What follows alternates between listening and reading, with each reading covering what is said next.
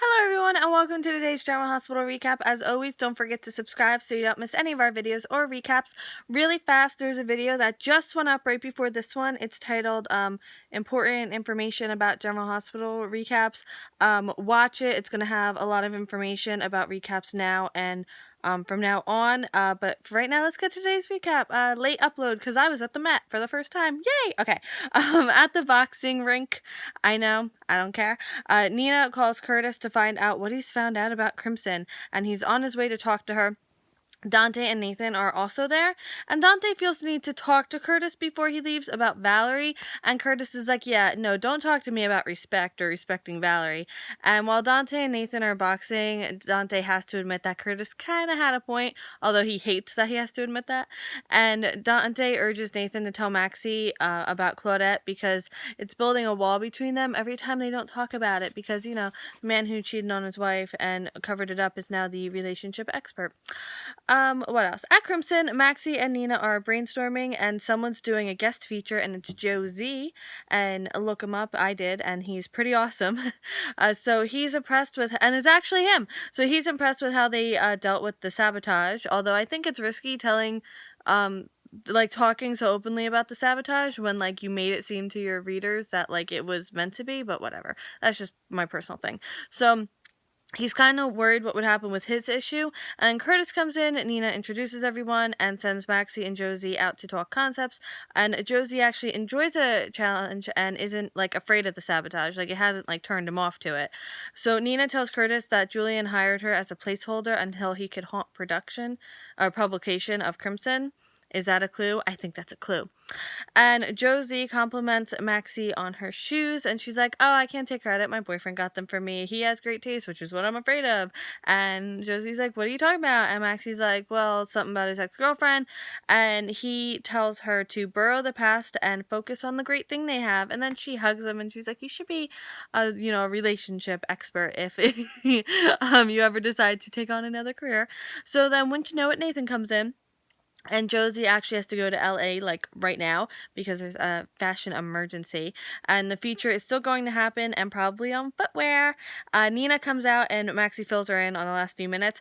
Nathan wants to steal Maxie for a walk and Curtis is making calls. He's disputing the binding charge because the papers weren't bound. And Barbara on the other side of the call is like, but that wasn't an error, so you can't dispute that. And he's like, what do you mean it was an error? Who told you to do that? Huh, Barbara? Huh? And now, really exciting, an actual outdoor scene on General Hospital, not fake outdoors. We're talking about the real outdoors. It starts out with Julian and Alexis. So Alexis tells Julian what Christina said, and Christina she said, don't tell Dad, but just because Christina didn't exclusively say, like, oh, and also don't tell Julian, like, you don't have to mention every single person you don't want told. But Alexis felt the need that she could tell Julian, and that didn't, I can't think of the word. I don't know, something about Christina's privacy, like, whatever. So she says, she didn't handle it well, and she still thinks the professor is influencing Christina, and she thinks she should intervene if the professor is influencing her. Not your business, just saying. And now Maxie and Nathan are in the park. Exciting.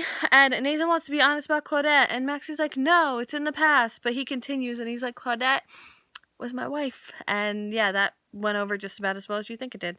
And now at the Julex's house, Lucas comes over to talk to Julian, but Julian isn't there because he's in the park. And Christina asks him if he wants to, like, just stay and just talk about something. So Christina talks to him about her feelings, and she tells him that Alexis isn't okay with her, and she runs through with what Alexis said. Lucas said, she didn't totally shut the door. So, it's a lot better than what other people, what other people get. And he wants her to give Alexis time, and he tells her to trust her own feelings and not to worry about other people's expectations, which I think is, like, a great advice, because, like, you don't feel like you should have to mold yourself to what other people think you should be. And then Julian and Alexis come in. No more outside. I'm sorry. And Lucas tells Julian that Brad and he set a date in May. Hugs all around, especially, Alexis. Oh, I'm so happy for you. So happy for you.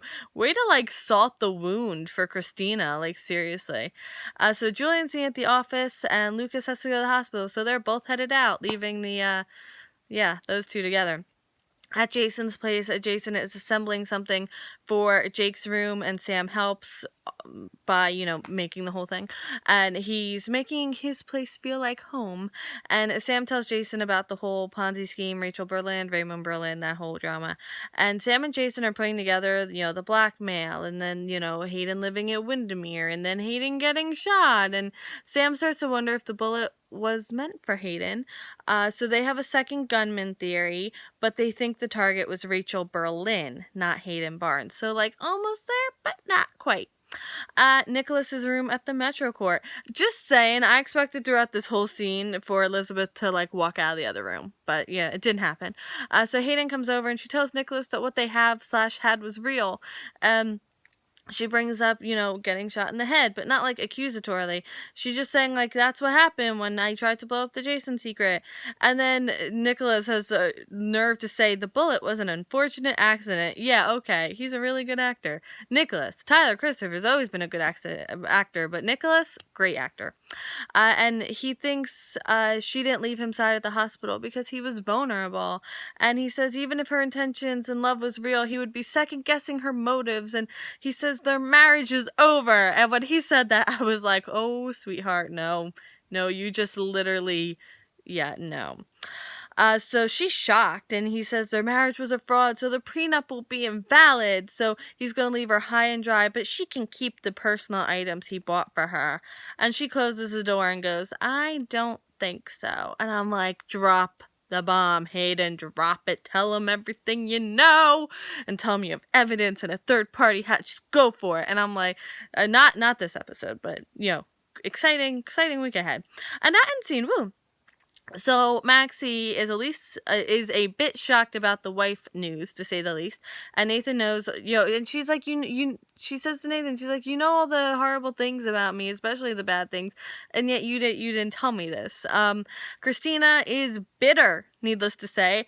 I would be too. And she feels that Alexis thinks she's stupid and a kid because Alexis is like, well, they're adults. And Christina's like, so I'm what, And that, Alexis will never apologize. And, she always has to be right. And Alexis is kind of using the whole you were offended and defensive as opposed to I was wrong, which you think after her conversation with Julian, she would do that, but no.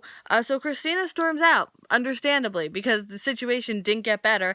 And then Alexis decides to call the school to talk to Parker. Yeah, because that's what you need to do, interfering with your adult daughter. I'm so upset right now. So Curtis finds out who's behind the sabotage, and Julian walks in. This is going to be fun and awkward. So Jason wants to talk to Sean. And Nicholas advises Hayden not to fight the divorce because she doesn't have any money. And she's like, I don't have to because we're not getting a divorce because what I know about you. So excited.